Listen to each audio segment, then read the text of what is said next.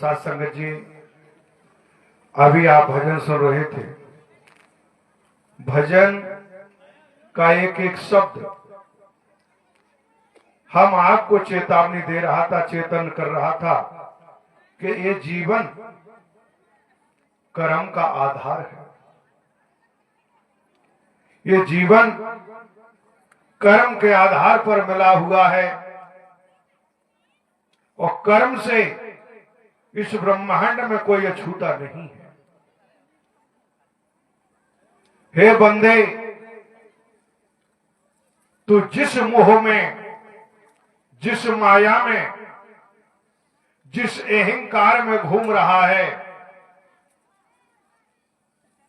जिसमें भटका हुआ है और जिसके कारण अन्याय कर रहा है, अत्याचार कर रहा है, पापाचार कर रहा है, दुराचार कर रहा है, लेकिन ये तू भूल चुका है कि कर्म के आधार पर ही ये जीवन मिला है और कर्म के आधार पर ही गति निर्धारित होगी। आज हे बंदे, नारायण साकर हरि की शरण में आ जा। नारायण साकर हरि की शरण, वचन मान के कर्म करना। नारायण साकर हरि का वचन मानना और नारायण साकर हरि नाम किसी आदमी का नहीं है, किसी व्यक्ति का नहीं है, किसी तंधारी का नहीं है, किसी बाबा का नाम नहीं है। नारायण साकर हरि इस ब्रह्मांड के कुल मालिक है, इस ब्रह्मांड के रचनाहार हैं। न जिनका आद है, न जिनका अंत है, न जन्म लेते हैं न मरते, हमेशा काम धाम रहते हैं। तन में होते हुए भी बेतन है, बेतन होने के बाद भी तन में मौजूद है। निराकार भी आप हैं और साकार भी आप हैं। आप ही समझ सकते हो। इसलिए हे बंदे, तू नारायण साकर हरि की शरण में आ जा।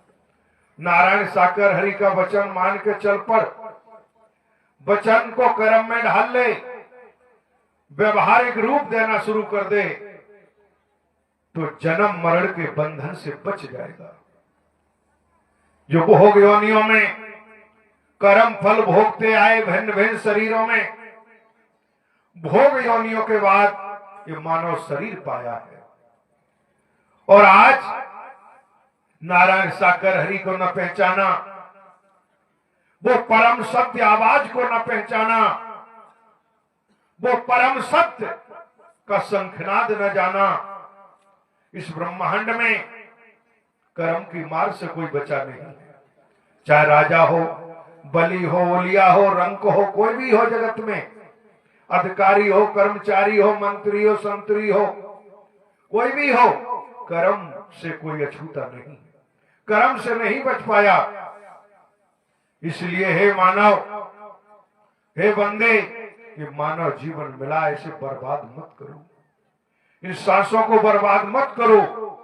मानवीय कार्य में लगाओ, मानवता को धारण करो, इंसानियत को धारण करो और नेक बनते हुए, एक बनते हुए आने वाले महापुरुषों की निस्वार्थ सेवा कर्म करते हुए नारायण हरि का वचन मान के चल पड़ो, तो जीवन में छाया हुआ अंधेरा, छाया हुआ अंधकार यदि बचाव है, कहीं ठिकाना है, कहीं शरण है, तो केवल नारायण साकर हरि का वचन मान के कर्म करने में है, बकाया कहीं शरण नहीं। क्यों? क्यों नहीं है?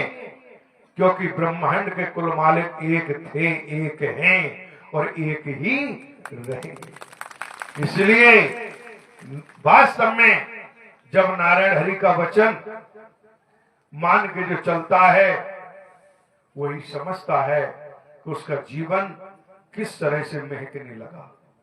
पहले जीवन क्या था और जब से वचन नारायण हरि का माना तो जीवन क्या हुआ। आज खिले हुए फूल की तरह है जो महक रहा है।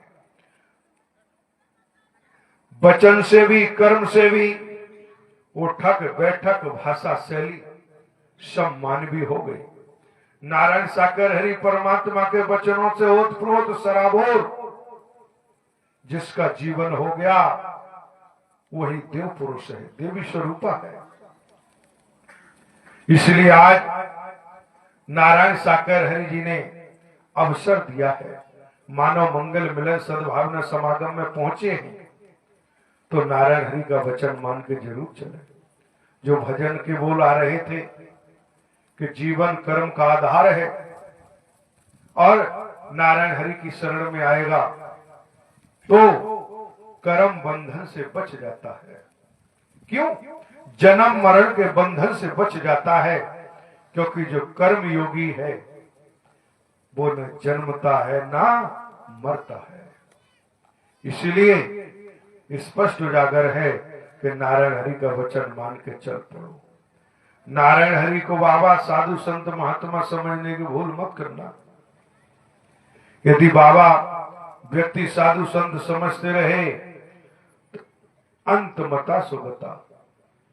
जीवन में मौका मिला और नारायण हरि के दर पर आ गए, अतीत लेके आया है। अतीत का संस्कार, अतीत की कर्म कमाई। कोई अतीत की कर्म कमाई वाली आत्मा होती है वही सत्य का साथ कर पाती है, वही सत्य वाला कर्म कर पाती है, वही सत्य मार्ग पर चल पाती है। अन्यथा कर्म करने के लिए स्वतंत्र है, भोगने के लिए परतंत्र है। इस विधाता का विधान है, नारायण हरि का विधान है। जो अटल सत्य है उससे कोई बच नहीं सकता। नारायण साकर हरि की संपूर्ण ब्रह्मांड में सदा सदा के लिए जयकार हो। इसी